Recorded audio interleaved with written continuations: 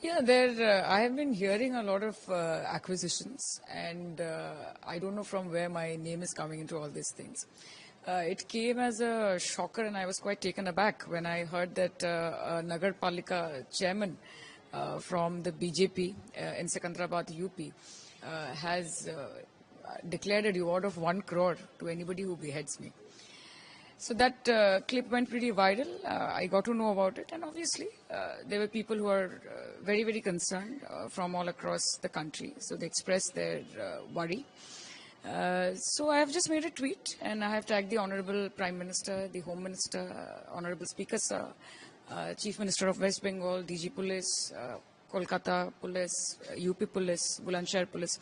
So, see, it is for the world and for the country to see that if a woman politician, a sitting member of parliament, is so unsafe that it has become normal in this country to openly issue threat, and threat like not like simple silly, not threats of that sort, like serious threats, something like beheading a woman parliamentarian, beheading a woman in public. And who is it being done by? It is being done by a BJP member. It's been done by a BJP कार्यकर्ता and a Nagar Palika chairman. So it is for the country to see कि पूरे देश में अगर एक sitting member of parliament, एक महिला politician के विरुद्ध ऐसी बातें हो सकती हैं, तो यहाँ पे इस देश में साधारण महिलाएं किस दहशत में हर दिन जीती है, ये सबको समझ में आ रहा है. तो मैंने ट्वीट किया है, और आगे जाके एक्शन लेना या सिक्योरिटी निश्चित करना, it lies with the Honorable Prime Minister, Home Minister and the CM of West Bengal. Well, probably because I'm a voice of dissent, if it comes personally to me. And also because BJP has won Bengal newly. नए नए जीत के आए हैं, बहुत excitement है, आक्रोश भी है, और जीतने के एक्साइटेड में, उल्लास में शायद भूल जा रहे हैं कि कहीं जाके एक लाइन होती है जिस सीमा को कभी क्रॉस नहीं करना चाहिए. पर मैं ये भी बोलना चाहती हूँ कि देखिए, जीत के आए हैं और ये खुशी की बात है. लोगों को डरा के, धमका के, सब कुछ चुप करने की कोशिश करके you are trying to bully people. आज आपने देखा है कि पोस्ट पोल वायलेंस में किस तरह हमारे कार्यकर्ताओं पे हमला किया गया है, पार्टी ऑफिस तोड़े गए हैं, किस तरह से पुलिस ने एकोमोडेट करने में या कोऑपरेट करने में भी झिझक दिखाई है आउट ऑफ एक्सटर्नल प्रेशर. तो मुंह में जो भी बोल रहे हैं उन लोग शांति का वार्ता दे रहे हैं सब कि नहीं हम लोग we are against. But to be very honest, the BJP government and the BJP party in Bengal have failed to control their कार्यकर्तास.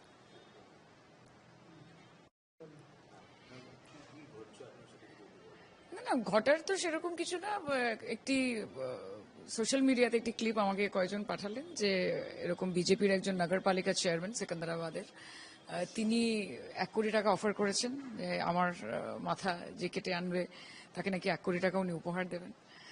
আমার এই বিষয়ে বিশেষ কিছু বলার নেই. আমি আমার টুইটে home minister of India, prime minister of India, Honorable Speaker Sir, West Bengal Police, CP Kolkata, Bulandshahr Police, UP Police, CM of West Bengal Suvendu Adhikari, সবাইকে ট্যাগ করেছি এবং আমি জানিয়েছি যে এই যে নারী বন্দন যে বিষয়টা বিজেপি বলে থাকে, এইটা কি সেটার উদাহরণ কিনা.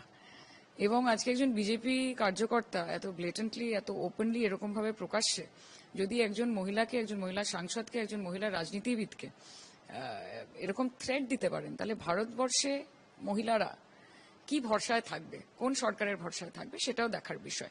আগামী দিনে পুলিশ কি করছে সেটা পুলিশের বিষয়. নিরাপত্তা দেওয়া থেকে শুরু করে যারা এই ধরনের কথা বলে থাকে তাদের বিরুদ্ধে অ্যাকশন নেওয়াও এটা পুলিশের দায়িত্বের মধ্যে পড়ে. আমরা আমাদের কাজ করছি, আমরা আমাদের কাজ করব.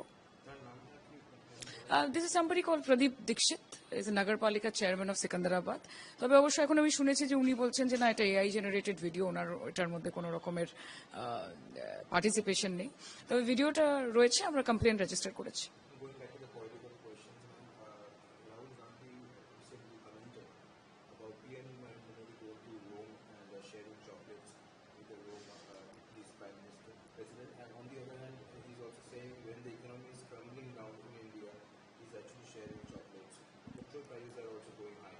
Petrol prices have gone high twice.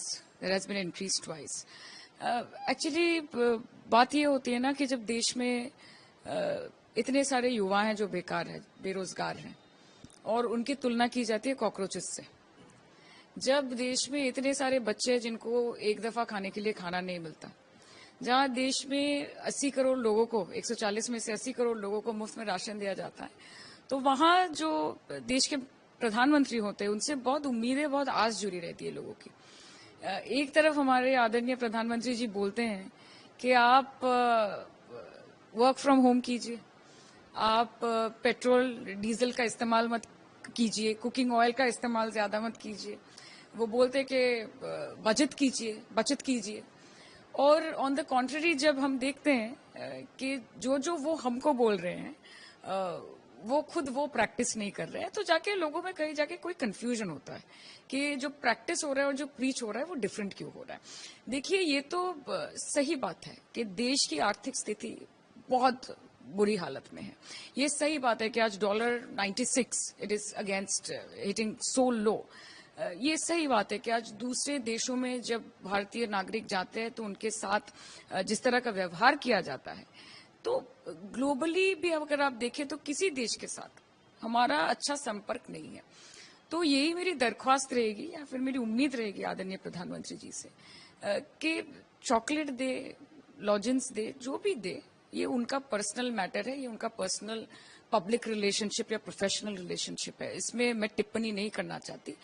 लेकिन विश्व बंधु बनने के साथ साथ अपने देश के लोगों का मित्र बनना भी बहुत जरूरी है।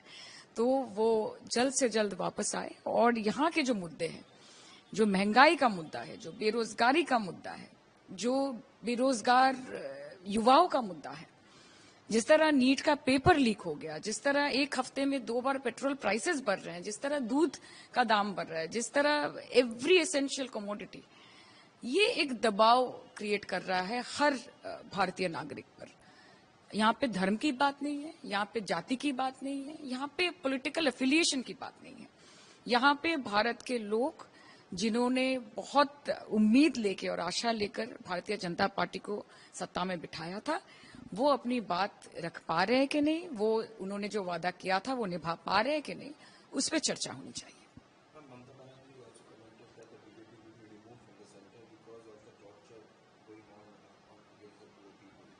हाँ, देखिए, ये तो सही बात है। जिस तरह से आज पश्चिम बंगाल में नई नई सरकार बनी है और उसके बाद जिस तरह से ये ड्राइव्स चल रहे हैं, जिस तरह से गरीब लोगों का स्टॉल, ये जो हॉकर कॉर्नर है, ये सारे इनको हटाया जा रहा है विदाउट एनी नोटिस, ये बहुत ये बेरहमी से किया जा रहा है। देखिए, गरीब लोग हैं। आज जो लोग ऊंचे ऊंचे बिल्डिंगों में बैठे रहते हैं, वो बोल सकते हैं कि ये तो गरीब है, ये भिखारी है, ये तो कूड़े हैं, ये तो कचरे हैं, लेकिन वो इंसान है। आप हटा सकते हैं, आप एनक्रोचमेंट ड्राइव कर सकते हैं, आप डिसलोकेशन कर सकते हैं, लेकिन आपको उसके साथ एक फुल प्रूफ प्लान भी लाना पड़ेगा कि कैसे आप ये सब लोग जो दिन का 200, 300, 500 रुपए कमा के अपना जिनका गुजारा होता है, इन लोगों को आपको रिलोकेट करके कहीं बिठाना है। आपको डेजिग्नेटेड स्पॉट्स देने हैं जहां पे हॉकर बैठ सके, जहां पे वो लोग आके खरीद सके। So there has to be a balance. This is what I think. Without any notice इस तरह से हजारों की तादाद में महिलाओं को, बुजुर्गों को, लोगों को जो only earning member of the family है, इन सबको ऐसे हटाया जा रहा है रेलवे स्टेशन से, बाजारों से, बस्तियों से। It is really unfortunate that this government is only working towards making the rich rich, and it is working towards making the poor more poor, and it is very, very unfortunate. We were talking about the notice. Recently, a notice was served to Abhishek Banerjee's house also, but mayor wasn't aware of the notice, and the mayor is the policy maker. So, who's actually taking all the stuff? See, I will be very honest with you. मेरा नाम भी जुड़ा है इसके साथ, और ऐसा कहा जा रहा है कि अपेरेंटली एक ऐसा प्रॉपर्टी है जो अभिषेक बैनर्जी और शायोनी घोष के नाम पे जॉइंटली है। मुझे पता नहीं ये शायोनी घोष कौन है, लेकिन आपके माध्यम से मैं ये बताना चाहती हूँ, ये मैंने ट्वीट भी किया है कि मेरे इलेक्शन एफिडेविट में मेरा जो एसेट है वो डिक्लेयर किया हुआ है। जिनको देखना है वो जाके देख ले। और आप लोग पत्रकार हैं, आप लोगों में इंटरेस्ट ज्यादा है, इंक्वायरी ज्यादा है। जिसको भी जानना है कि वो अभिषेक बैनर्जी या वो शायोनी घोष जिनका एक जॉइंट प्रॉपर्टी है, ये कौन लोग हैं, आप जाके खुद निकाल लीजिए।